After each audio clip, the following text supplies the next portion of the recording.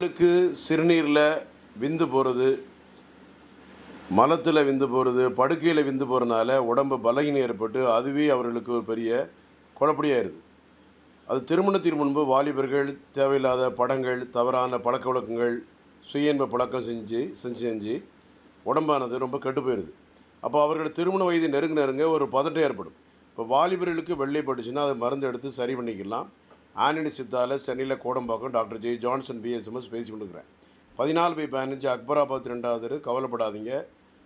வாலிபர்களுக்கான வெள்ளைப்படுதல், அதில் சிறுநீரில் படுக்கையில் விந்து கழிதல், மலத்தில் விந்து கழிதல் எது இருந்தாலும் பயப்படாதீங்க. அதற்கு மருந்து இருக்குது, தீர்வு இருக்குது.